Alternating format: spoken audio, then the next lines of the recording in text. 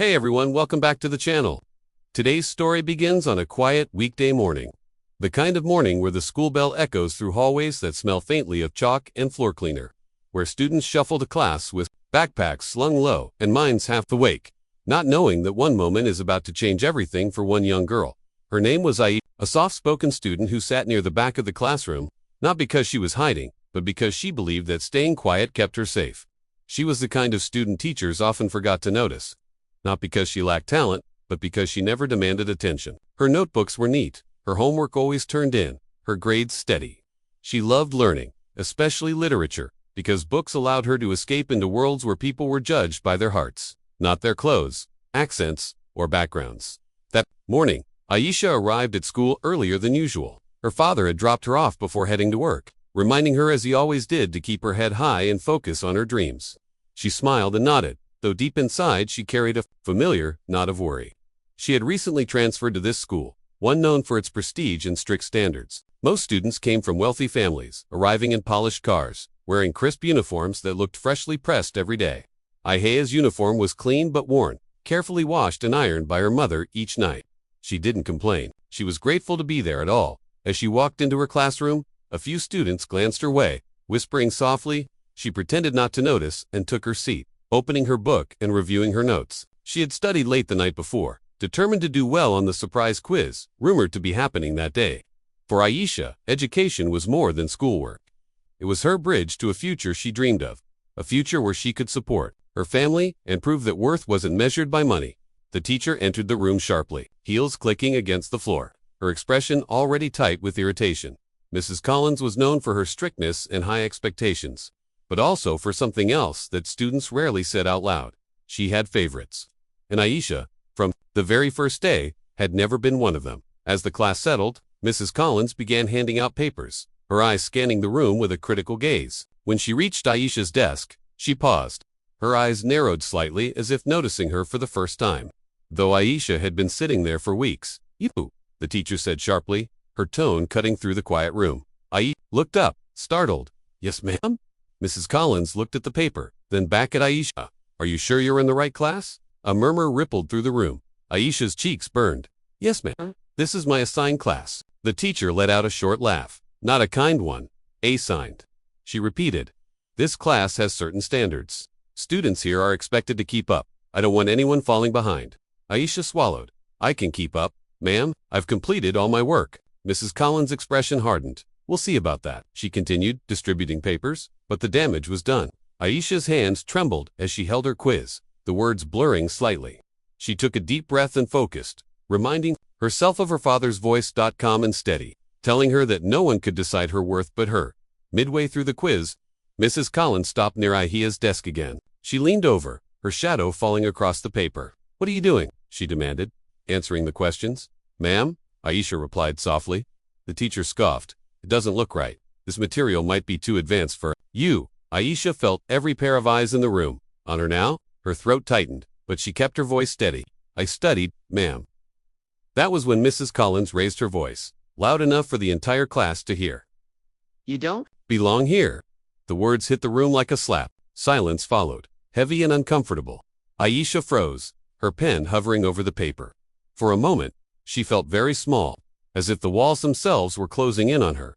"I don't know how you got into this school," the teacher continued, her voice sharp and unforgiving. "But this is not a place for students who can't meet our standards. You're wasting everyone's time." Aisha's eyes filled with tears, but she refused to let them fall. She slowly stood up, her legs shaking. "I do belong here," she said quietly, though her voice trembled. "I worked hard to get here." Mrs. Collins crossed her arms. "Sit down, and don't talk back to me." Aisha sat, her heart pounding. The quiz was forgotten. All she could hear was the echo of those words, "You don't belong here," repeating over and over in her mind. When the bell finally rang, Aisha gathered her things with trembling hands. She walked out of the classroom, her head down, ignoring the whispers and stares. In the hallway, she leaned against the lockers and took a shaky breath. She had never felt so humiliated in her life. She considered going straight home, pretending to be sick, avoiding the rest of the day. But then she remembered her father again, how he always told her that silence, in the face of injustice, only makes it stronger. With a deep breath, she walked to the school office. Her voice shook as she explained what had happened. The secretary listened, her expression unreadable, and nodded slowly. Have a seat, she said. I'll call your father. Aya's heart skipped. She hadn't planned on that. She didn't want to worry him, but it was already done. When her father arrived, the entire atmosphere of the office seemed to change. He was a tall man with calm eyes and a presence that commanded respect without demanding it. He wore a simple suit, not flashy, but well-fitted, and carried himself with quiet confidence. He sat beside Aisha, placing a reassuring hand on her shoulder. "Tell me everything," he said gently. As she spoke, the words tumbled out, tears finally spilling over. She told him about the quiz, the accusations, and the moment the teacher yelled that she didn't belong. Her father listened without interrupting, his jaw tightening slightly, though his expression remained controlled. When she finished, he took a deep breath. "Thank you for telling me," he said. "You did the right thing." The principal was called in, followed by Mrs. Collins. The teacher entered the office with a stiff posture, her chin raised. When she saw Aisha's father, she looked momentarily surprised, then quickly masked it with a practiced smile. "There seems to be some misunderstanding." Mrs. Collins began. Aisha's father raised a hand politely. "Before you explain," he said calmly, "I'd like to understand why my daughter was told she doesn't belong in this school." Mrs. Collins shifted uncomfortably. "I was simply expressing concern about her ability to keep up. By humiliating her in front of her classmates," he asked, his voice still calm, but firm. The room was silent. "My daughter earned her place here," he continued. "She met your school's requirements. She studies hard. And even if she were struggling, no student deserves to be spoken to like that." The principal cleared his throat. "We take matters like this very seriously." Aisha watched as her father spoke, not with anger, but with clarity and strength. For the first time that day, she felt truly seen. "There is something you should know," her father said, turning slightly toward the principal. "I am a major donor to several educational programs in this district, not because of prestige, but because I believe every child deserves respect." Mrs. Collins' face paled. "But this is not about money," he added quickly. "This is about values. A teacher's words can shape a child's future. Today, your words caused harm." The principal nodded slowly. "You're absolutely right." Mrs. Collins tried to speak, but no words came out. The principal turned to Aisha. "I'm very sorry this happened to you. That behavior is unacceptable." Aisha nodded, her hands clasped tightly in her lap. Mrs. Collins was asked to leave the office later that day. It was announced that she would be placed under review and required to undergo additional training on student conduct and inclusivity. Word spread quickly through the school. Students who had witnessed the incident began to look at Aisha differently, not with pity, but with respect. Some even apologized for staying silent. In the days that followed, Aisha noticed changes. Teachers greeted her warmly. Class discussions felt more open. Then slowly, the weight she had been carrying began to lift.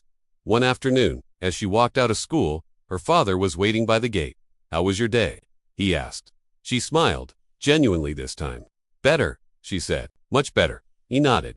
"Remember this," he said softly. "You belong wherever you choose to stand with honesty and hard work." Aisha looked back at the school building, no longer seeing it as an intimidating place, but as a stepping stone in her journey. She knew there would be more challenges ahead, but she also knew she was not alone. And that day, the day a teacher yelled that she didn't belong, became the day Aisha truly learned that belonging is not granted by others. It is claimed from within, supported by those who believe in you, and protected by the courage to speak up. If this story moved you, remember to like, share, and subscribe, because sometimes the quietest voices carry the strongest truths.